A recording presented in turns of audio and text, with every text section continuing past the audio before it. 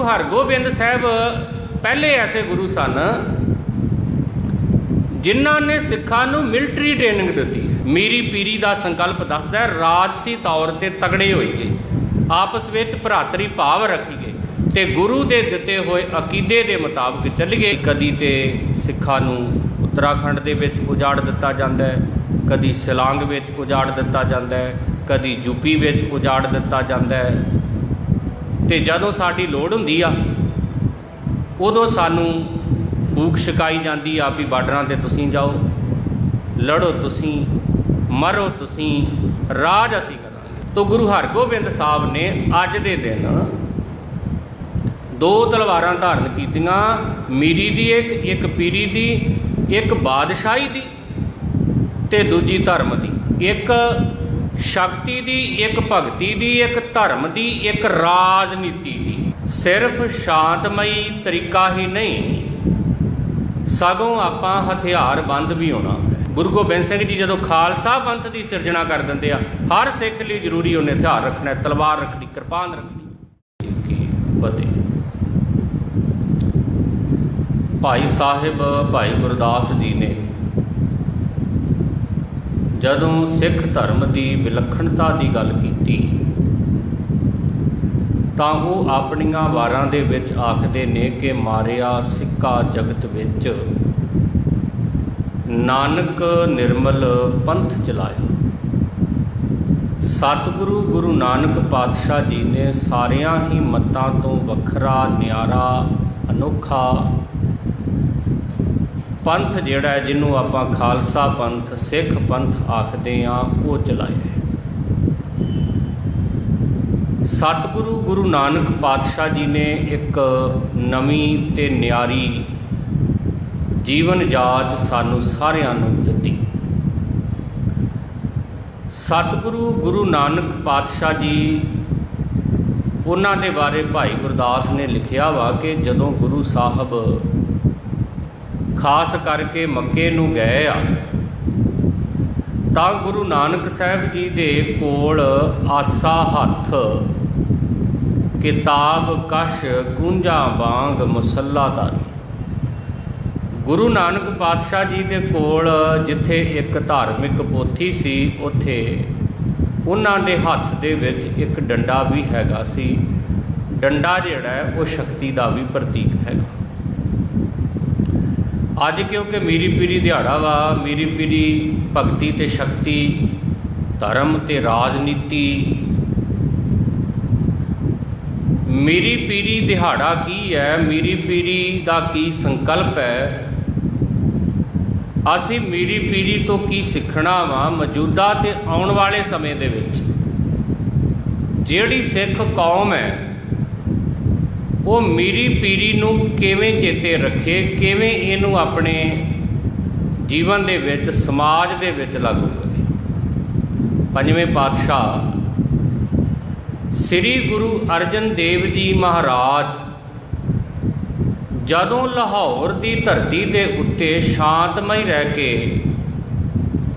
शहीदी प्राप्त करते आ तां वो लाहौर जाण तो पहला अपने पुत्र ते छेवें पातशाह गुरु हरगोबिंद साहिब जी नूं ये समझा के गए, ये उपदेश दे के गए कि साडी शहादत तो बाद सिर्फ शांतमई तरीका ही नहीं सगों आपां हथियारबंद भी होना है।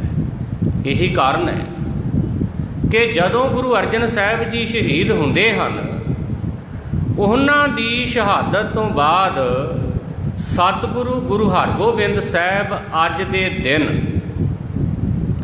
वो दो तलवारां धारण करते हैं। एक तलवार आ मीरी दी ते एक तलवार आ पीरी दी। मीरी ते पीरी जिहड़ा शब्द आ ना ये अरबी ते फारसी दोवां भाषावां दा सुमेल आ। मीरी लफ्ज बनिया अरबी दे अमीर तो। अमीर उहदा जिहड़ा संखेप दे विच आ वो आ मीर, उहदा अमीर कहंदे आ। गुरु ग्रंथ साहिब दे विच कई बारी ये शब्द जिहड़ा आउंदा वा, तुसीं बाणी पढ़दे हो गुरु नानक पातशाह ने जदों बाबर आया तो बाबर जिहड़ा सी उहदे आउण तो पहलां पता लग गया इत्थों दे हाकमां नूं आउण वाला, तां उत्थे गुरु नानक साहब की बाणी दे विच ये दोनों अल्फाज जिहड़े आ वो मीर ते पीर ये शब्द इकट्ठे आउंदे उत्थे। जदों गुरु नानक साहब जी कहते आ कि कोटी हूँ पीर वर्ज रहाए, जा मीर सुनिया धाया। कोटी हूँ का मतलब आ करोड़ा ही, करोड़ा ही पीर जड़े अपने आप नूं अखवाउंदे सी, उन्हां नूं उत्थे एमनाबाद आले दुआले हाकमां ने इकट्ठे कर लिया भई वो मंत्र पढ़नगे तंत्र पढ़नगे। जदों पता लगा मीर, इत्थे मीर का मतलब आ जदों बादशाह अबदाली चढ़ के आ गया। इत्थे गुरु ग्रंथ साहिब दे विच ये अल्फाज जिहड़े इकट्ठे आ जाते आ, कोटी हूँ पीर वर्ज रहाए, जा मीर सुनिया धाया। भावें कि गुरु नानक साहब ने आख्या भी इदां की होना सी, कोई मुगल ना होवा अंधा किनै ना परचा लाया, ना कोई लड़ाई की तैयारी की, ना चंगे हथियार खरीदे, ना लड़ना ही बेहतर समझिया चंगी तरह, सगों तांत्रिका मांत्रिका पीरां नूं लिया के भाल लिया भी ये जदों आऊगा चढ़ के बाबर, अबदाली नहीं बाबर माफ़ करे, जदों बाबर चढ़ के आऊगा तां इत्थों दे जिहड़े पीर आ जिहड़े ये उन्हां नूं अन्ने कर देणगे। गुरु नानक साहब ने आख्या करोड़ा पीर आ गए जदों मीर दा सुनिया, पर कोई भी मुगल अंधा नहीं होया, ना उसकी कोई फौज नहीं हुई आ, उन्होंने इन्हां नूं टुक टुक के रख दिता। तो गुरु ग्रंथ साहिब दे विच उत्थे गुरु नानक साहब की जिहड़ी बाणी आ, जिन्हों आपां बाबर बाणी भी कह दिंदे आ, उहदे अंदर ये शब्द जिहड़े आ ये इकट्ठे आउंदे आ, कोटी हूँ पीर वर्ज रहाए, जा मीर सुनिया धाया। तो मीरी ते पीरी शब्द के जिहड़े शाब्दिक अर्थ आ, जिहड़ा मीरी है, मीरी अरबी का शब्द है, ਇਹਦਾ मतलब आ बादशाही। मीर बादशाह, मीरी का मतलब आ बादशाहत सरदारी, मीरी का मतलब आ सरदारी। पीरी जिहड़ा है वो फारसी का लफ्ज़ आ, पीर पीर तो बनिया पीरी। पीर का मतलब आ धार्मिक आगू, ते पीरी का मतलब आ धार्मिक गुरु, धार्मिक गुरता। ये जिहड़े दोनों शब्द आ, एक बादशाही ते दूजा गुरु। तुसी पूरा इतिहास पढ़ लो, किते भी इतिहास के अंदर गुरु हरगोबिंद साहब तो पहला ये जिहड़े दोनों शब्द आ ये इकट्ठे नहीं आउंदे भी एक व्यक्तित्व के लिए वरते गए होण। देखो जिहड़ा ते मीर सी, जिहड़ा बादशाह है, वो बादशाह ही रहा। मालक गुरु हरगोबिंद साहब नूं आख्या गया, मतलब बादशाह भी आओ ते गुरु भी आओ, वो मीर भी आ, वो पीर भी आ। वो मीरी ते पीरी दियां जदों दो तलवारां धारण कीतियां अज दे दिन, गुरु हरगोबिंद साहब ने, बाबा बुढ़ा साहब उत्थे सन, तां उदों गुरु साहब ने सानूं ये संकल्प दिता कि असीं मीरी ते पीरी दोनां नूं धारण करना, बादशाहत भी रखनी आ ते धर्म दे नाल भी जुड़ना। धर्म पहले ते जिहड़ी राजनीति आ वो बाद विच आउंदी आ, पर धर्म भी जरूरी आ ते राजनीति भी जरूरी आ। जे साडे कोल राजसी ताकत नहीं तो असीं तां भी कुछ नहीं कर सकते, ते जे कल्ली राजसी ताकत होवे ते धर्म ना होवे तां जिहड़े बादशाह वा वो फिर जुल्मी बन जाते आ, धक्का करते आ, वो बेइनसाफी करते आ। तो गुरु हरगोबिंद साहब ने अज दे दिन दो तलवारां धारण कीतियां, मीरी दी एक पीरी दी, एक बादशाही दी ते दूजी धर्म दी, एक शक्ति दी, एक भगती दी, एक धर्म दी, एक राजनीति दी। ये 2 तलवारां गुरु साहब ने धारण कीतियां। और उहदे तो बाद वेखो सतगुरु अकाल तख्त साहब कायम करते हैं। पहले साडे जिहड़े गुरु साहब हैं वो मंजी उपर विराजमान होंदे सी। गुरु हरगोबिंद साहब जिहड़े आ वो तख्त उत्ते विराजमान होंदे आ। फिर गुरु हरगोबिंद साहब के समय अकाल तख्त साहब के सजमुख ढाडी जिहड़े हुंदे सी, खास करके ढाडी नत्था ते ढाडी अब्दुल्ला, ये वीर रसी वारां गाउण लगे। वीर रसी तो भाव है भी जो साडे अंदर जोश पैदा करन, साडे अंदर चढ़दी कला पैदा करन। पहली गल 2 तलवारां धारण कर लियां, एक मीरी दी एक पीरी दी। फिर गुरु साहब ने अकाल तख्त साहब की उसारी की। मंजी की थां ते तख्त उत्ते गुरु साहब विराजमान होए। फिर गुरु साहब जिहड़े आ उन्होंने ढाडी वारां की परंपरा शुरू की, जिहड़ी कि अज तक गुरु पंथ दे विच चलदी आउंदी है। ढाडी परंपरा जिहड़ी है गुरु काल तो चली आउंदी है। ढाडियां दा भी इसे करके मान सन्मान करना चाहिए। जिन्ना जरूरी आ कीर्तन दरबार होने, जिन्ने कथा जरूरी आ, उन्ना ही जरूरी है कि ढाडी ते जिहड़े कविशर आ वो गुरु काल तो जिहड़ी परंपरा चली आउंदी, ढाडियां दी परंपरा गुरु काल तो 2 खास ढाडियां का जिक्र है। गुरु हरगोबिंद साहब के वेले तो ढाडी नत्था ते ढाडी अब्दुल्ला। इस परंपरा नूं ज्यों दी त्यों कायम रखण दी लोड़ जरूर हैगी है। ढाडी वारां गाउण लगे, जोशीलियां वारां, चढ़दी कला भरदियां अंदर। फिर गुरु हरगोबिंद साहब पहले ऐसे गुरु सन जिन्हां ने सिखां नूं मिलटरी ट्रेनिंग दी है, फौजी ट्रेनिंग दी है। जे आपां हुण दी बोली दे विच कहिए अपनी फौज तैयार की है। ये सारियां निशानियां बादशाही दियां हन।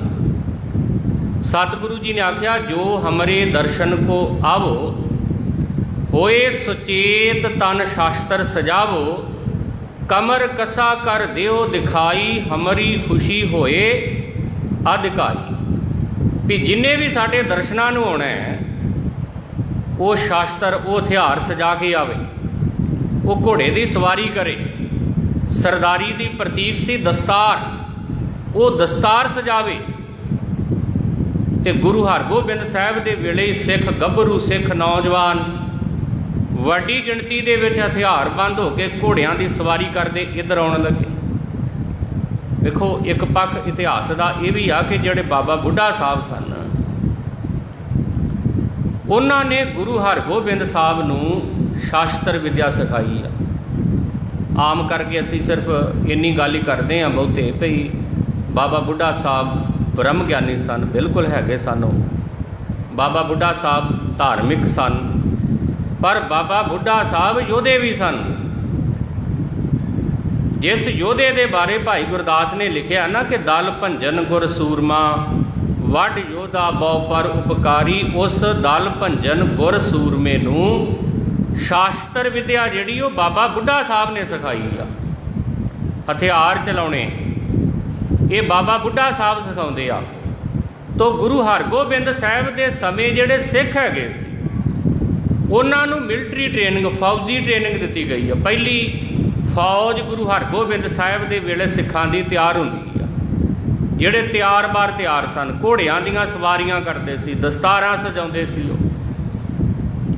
फिर वो पूरे हथियारां दे नाल लैस हो के आपस दे विच युद्ध दा अभ्यास करते सन। ये सारियां निशानियां जिहड़ियां ये बादशाही दीयां निशानियां वा। यही कारण आ कि गुरु हरगोबिंद साहब नूं उस वेले का एक प्रसिद्ध फकीर जिहदा नाम इतिहासकारां ने समर्थ रामदास करके लिखिया, वो गुरु हरगोबिंद साहब नूं मिलिया।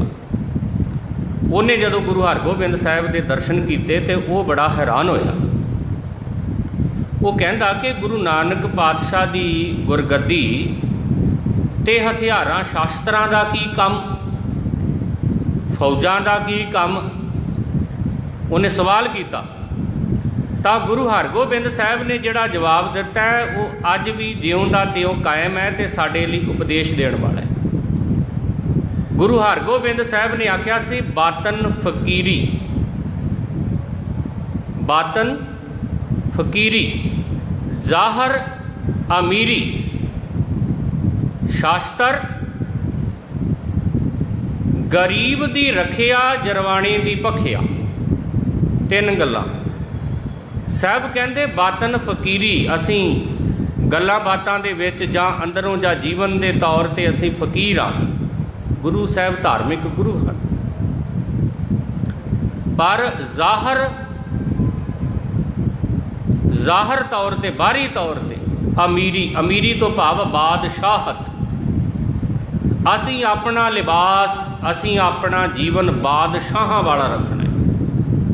ਰਾਜਸੀ ਤੌਰ 'ਤੇ ਅਸੀਂ ਬਾਦਸ਼ਾਹੀ ਆਪਣੀ ਕਾਇਮ ਰੱਖਣੀ ਆ।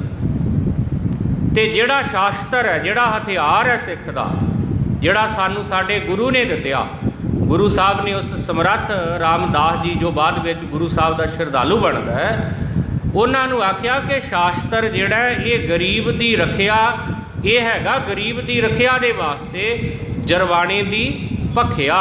ਜਿਹੜਾ ਜਰਵਾਣਾ ਵਾ, ਜਿਹੜਾ ਜ਼ਾਲਮ ਹੈ, ਉਹਨੂੰ ਸੰਘਾਰ ਕਰਨ ਵਾਸਤੇ, ਉਹਨੂੰ ਮਾਰਨ ਵਾਸਤੇ, ਉਹਨੂੰ ਅਕਲ ਦੇਣ ਵਾਸਤੇ, ਉਹਨੂੰ ਸਹੀ ਠੀਕ ਕਰਨ ਵਾਸਤੇ, ਸੋਧਾ ਲਾਉਣ ਵਾਸਤੇ ਗੁਰੂ ਸਾਹਿਬ ਨੇ ਆਖਿਆ ਵੀ ਇਹ ਤਾਂ ਹਥਿਆਰ ਰੱਖੇ ਹੋਏ ਹਨ। ਤਾਂ ਗੁਰੂ ਹਰਗੋਬਿੰਦ ਸਾਹਿਬ ਨੇ ਪੂਰੀ ਫੌਜ ਰੱਖੀ ਆ, ਅਕਾਲ ਤਖਤ ਸਾਹਿਬ ਕਾਇਮ ਕੀਤਾ ਵਾ। ਦਰਬਾਰ ਸਾਹਿਬ ਪੀਰੀ ਦਾ ਪ੍ਰਤੀਕ ਆ, ਧਾਰਮਿਕ ਗੁਰਤਾ ਦਾ। ਦਰਬਾਰ ਸਾਹਿਬ ਦੇ ਬਿਲਕੁਲ ਸਾਹਮਣੇ ਗੁਰੂ ਹਰਗੋਬਿੰਦ ਸਾਹਿਬ ਗੁਰੂ ਨਾਨਕ ਦੇ ਘਰ ਦੀ ਰੀਤ ਦੇ ਮੁਤਾਬਕ ਹੀ ਮੀਰੀ ਦੇ ਪ੍ਰਤੀਕ ਸ਼੍ਰੀ ਅਕਾਲ ਤਖਤ ਸਾਹਿਬ ਦੀ ਉਸਾਰੀ ਕਰ ਦਿੰਦੇ ਹਨ। ਇਹੀ ਕਾਰਨ ਆ ਕਿ ਉਦੋਂ ਵੀ ਜਦੋਂ ਗੁਰੂ ਸਾਹਿਬ ਨੇ 2 ਤਲਵਾਰਾਂ ਧਾਰਨ ਕਰ ਲਈਆਂ, ਜਦੋਂ ਗੁਰੂ ਸਾਹਿਬ ਨੇ ਫੌਜ ਰੱਖ ਲਈ, ਜਦੋਂ ਹਰ ਇੱਕ ਸਿੱਖ ਹਥਿਆਰਬੰਦ ਹੋਣ ਲੱਗਾ, ਤਾਂ ਉਦੋਂ ਵੀ ਜਿਹੜੀ ਵਕਤ ਦੀ ਹਕੂਮਤ ਸੀ, ਉਹਨਾਂ ਨੇ ਇਸ ਨੂੰ ਇੱਕ ਬਗਾਵਤ ਵਜੋਂ ਵੀ ਜਾਣਿਆ। ਇਹੀ ਕਾਰਨ ਹੈ ਕਿ ਗੁਰੂ ਹਰਗੋਬਿੰਦ ਸਾਹਿਬ ਨੂੰ ਗਵਾਲੀਅਰ ਦੇ ਕਿਲ੍ਹੇ ਦੇ ਵਿੱਚ ਕੈਦ ਵੀ ਕੀਤਾ ਜਾਂਦਾ ਹੈ। ਜਹਾਂਗੀਰ ਤੇ ਵੱਲੋਂ ਜਹਾਂਗੀਰ ਚਲਾ ਜਾਂਦਾ ਹੈ, ਅਤੇ ਉਹਦਾ ਜਿਹੜਾ ਪੁੱਤਰ ਹੈ ਬਾਦਸ਼ਾਹ ਸ਼ਾਹਜਹਾਨ,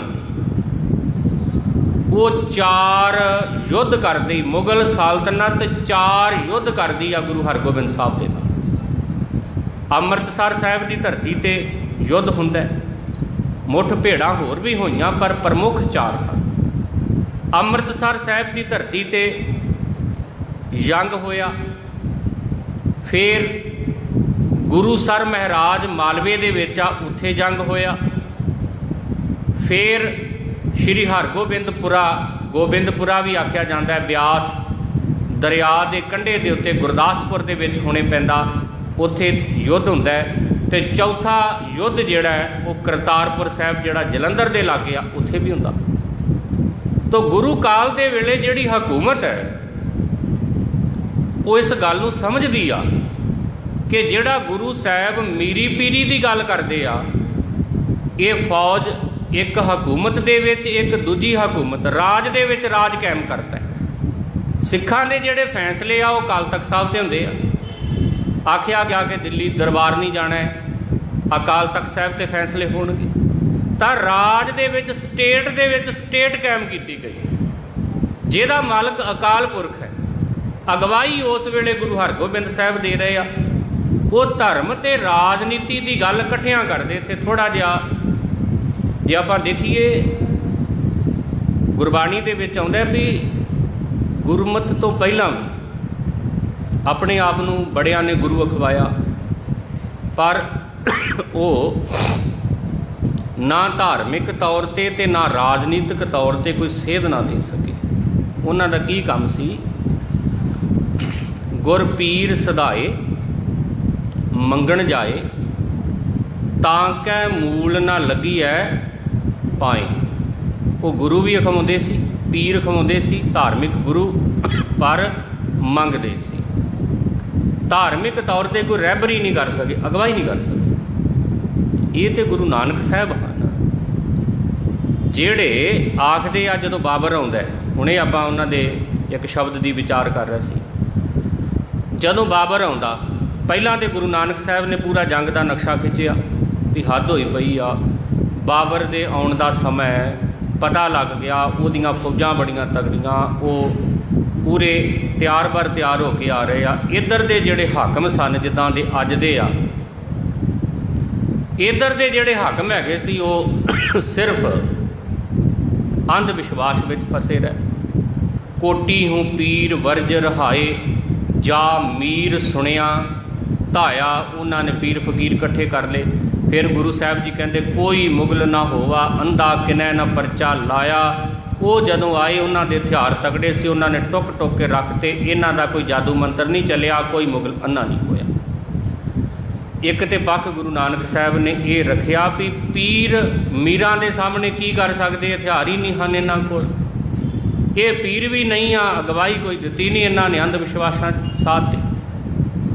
गुरु नानक साहब उस वेले आप भी गुरु हैं, सिर्फ गुरु नानक साहब सन जिहड़े उस वेले कहंदे आ पाप की जंज लै काबलों धाया, जोरी मंगै दान वे लालो।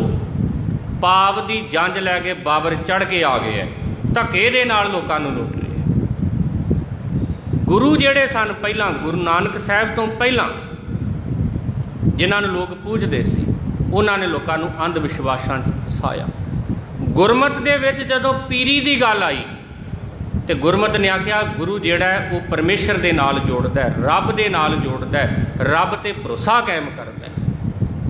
ते गुरु जिहड़ा है वो सिर्फ पीर ही नहीं है, वो मीरी दे संकल्प नूं भी मानदा है।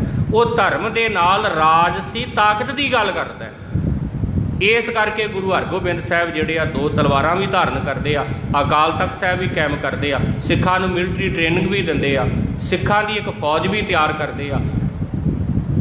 फिर ढाडी वारां भी गाईआं जांदियां और इनू फिर प्रतख रूप दे विच 10वें पातशाह दशमेश पिता गुरु गोबिंद सिंह जी जदों खालसा पंथ की सिरजना कर दिंदे आ, हर सिख लई जरूरी उन्हें हथियार रखना, तलवार रखनी, किरपान रखनी। हर सिख दे लई शास्त्र विद्या नूं सिखना ते सिखाउणा जरूरी कर दिता गया। ये प्रतख रूप है मीरी ते पीरी का खालसा पंथ। मीरी ते पीरी का जिहड़ा संकल्प है खालसा पंथ के रूप के राही संसार के सामने आ जाता है। जदों गुरु गोबिंद सिंह जी सच्चे पातशाह उत्थे नगारा भी वजदा है, नगारा राजसी सत्ता का प्रतीक आ। इसे नगारे नूं सुन के रणजीत नगारे नूं मुगलिया सल्तनत भी हिलदी आ ते पहाड़ी राजे भी हिलदे हैं। गुरु गोबिंद सिंह जी के वेले मीरी पीरी के संकल्प नूं सिखां दे खालसा पंथ के राही बिल्कुल प्रगट कर दिता गया और वो जिहड़ा संकल्प लिया सी उहनूं पूर्ण किया सब तो पहला बाबा बंदा सिंह बहादुर ने। जदों उन्होंने राज कायम किया, उहदे तो बाद भी अज तक सिख जिहड़े आ वो एक राजसी हस्ती इत्थे रखते, अज भी रखते आ, भावें असीं हुण हिंदुस्तान दे विच भारत दे विच गुलाम, पर सिखां दा एक अपना राजसी संकल्प है, राज का एक संकल्प है जिहड़ा सानूं गुरुआं ने दिता है। सिख मीरी पीरी के संकल्प के मुताबिक चलते रहे। असीं अपने गुरु ग्रंथ साहब तो बिना, अकाल पुरख तो बिना किसी नूं हुण मौजूदा वक्त दे विच अपना रहबर नहीं मानते। गुरु ग्रंथ ते गुरु पंथ का जिहड़ा सिद्धांत है ये मीरी ते पीरी के संकल्प नूं सामने लिआउंदा होना। समय समय के उत्ते तुसीं देखो हकूमतां जिहड़ियां सानूं सिखां नूं ढोंदियां रहियां। आपां इतिहास पढ़िए सिख किवें इस संकल्प तो सेध लैंदे सी। तवारीख दे विच दर्ज है कि 18वीं सदी का जिहड़ा 60वां दहाका सी, खास करके 1867 1768 1700 ते 67-68 दे विच अहमद शाह अब्दाली का भी इधर नूं बड़ा बोलबाला हुंदा सी। सिखां दीआं भी मिसलां सी। सिख मंनदे सी भी इस खित्ते दे मालक असीं आ। जिहड़ा साडे बजुर्गां ने आखिया है ना कि कोऊ किसी को राज ना दे हैं, जो ले हैं निज बल से ले हैं, उन्होंने प्रतख रूप दे विच सिख मिसलां दे राही वो लागू कर रहे थे। जिहड़ा लाहौर का सूबेदार सी वो अत दा अयाश जुलमी सी। लाहौर की प्रजा ने उस वेले सिखां की सब तो ताकतवर मिसल सी भंगी मिसल।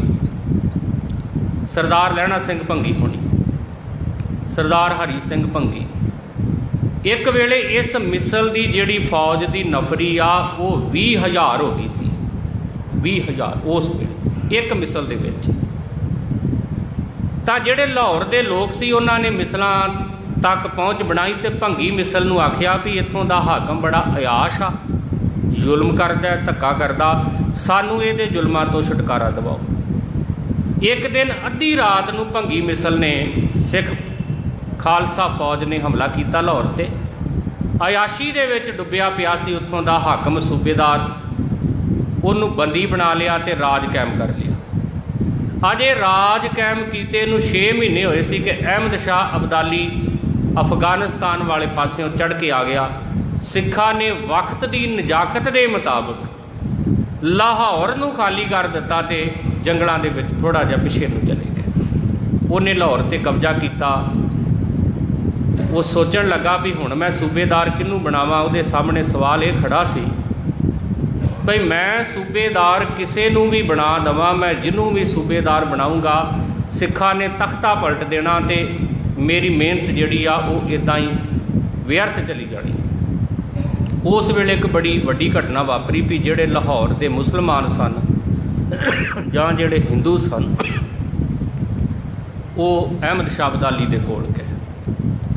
उन्होंने कहा जी गल इदां वा, तुसीं भी सियाणे हो कि जिहड़ा पहला भी तुहाडा सूबेदार सी अयाश भी सी, जुलमी भी सी, सिखा ने तख्ता पलटदा है, पर उन्होंने 6 महीने भावें इत्थे राज किया। ईद आई, उन्होंने मुसलमानों के नाल उन्होंने तोहफे दिते।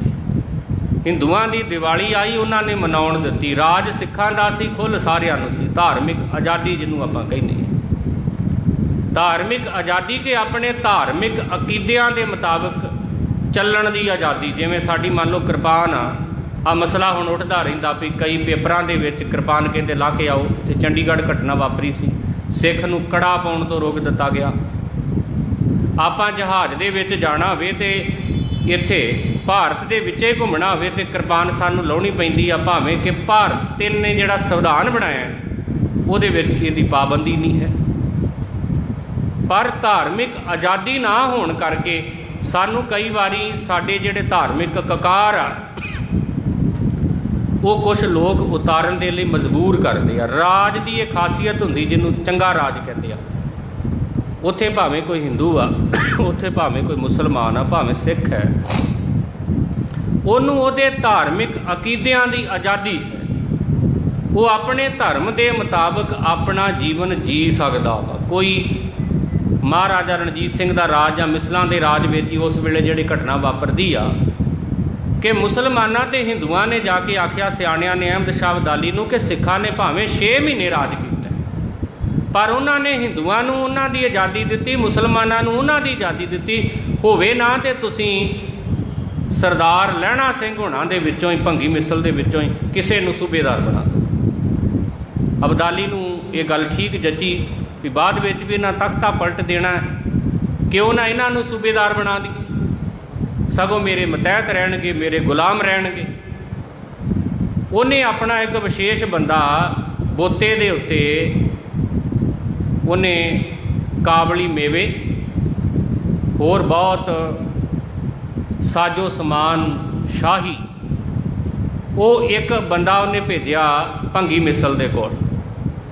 वो खिलत लैके गया नवाबी की सूबेदारी ते जाके उन्हें भंगी मिसल के सामने ये पेशकश रखी कि अहमद शाह अब्दाली चाहुंदा है कि तुसी लाहौर की सूबेदारी लै लो। आ खिलत भी उन्हें भेजी है, आ काबली मेवे भी तुसी छको। अगे वो सरदार लहणा सिंह भंगी जवाब दिंदा अहमद शाह अब्दाली दे भेजे हुए करिंदे नूं। वो कहता कि अहमद शाह अब्दाली दे नाल साडा कोई समझौता नहीं हो सकता। अहमद शाह अब्दाली कौन हुंदा है? सानू राज भाग देण वाला। राज भाग सानू साडे गुरु ने दिता है, कलगियां वाले पातशाह ने। वक्त आऊगा असीं इन्हां कोलों खोह लैणा। इहदे नाल साडा आमना सामना मैदाने जंग दे विच होएगा। असीं इहदी गुलामी स्वीकार नहीं करते भी सूबेदारी लै लईए ते इहदी गुलामी करिए। फिर उन्हें आख्या ये काबली मेवे नहीं चाहिए सानू, असी जंगी योधे हाँ ते साडी खुराक है जिहड़ी वो छोले आ, भुजे हुए खाने आ, वो पत्ते आ, पत्ते खा लवांगे, छोले खा लवांगे, पर गुलामी दे काबली मेवे सानू परवाह नहीं है। ये नहीं असी खांदे ते गुलामी नहीं करांगे। ये गल आ 1768-67 की। अहमद शाह अबदाली की पेशकश भंगी मिसल दे सरदार लहणा सिंह ने ठुकरा के रखती। राज करांगे गुरु ने दिता है, पंजाब हैगा ही साडा है, झंडा झूलूगा खालसे का, ये नाल सामना मैदाने जंग च होगा, काबली मेवे नहीं खावांगे, छोले जब लवांगे, गुलामी नहीं स्वीकार करते। अज के दौर दे विच तुसीं वेखो, तुसीं पंजाब दे हाकम नूं ही चुनना है, चुनते भावें लोग ही आ भी वोटां पै गई तो बनाउंदा कौन आ, दिल्लीओं बनता कोई भी होवे। पंजाब का हाकम भावें कि हाकम नहीं हुंदा, वो गुलाम ही हुंदा दिल्ली का जां नागपुर का, उन्होंने चुनते कौन आ, दिल्ली बैठे चुनते आ। असीं कहीए मीरी ते पीरी का की संकल्प है, असीं खुद मालक हाँ, राजसी ताकत सानू साडे गुरु ने दिती आ ते साडे उत्ते मालक कोई नहीं हो सकता, साडा गुरु मालक है। धार्मिक तौर पर साडा रहबर गुरु ग्रंथ साहब आ, ये संकल्प दिता अज दे दिन गुरु साहब ने।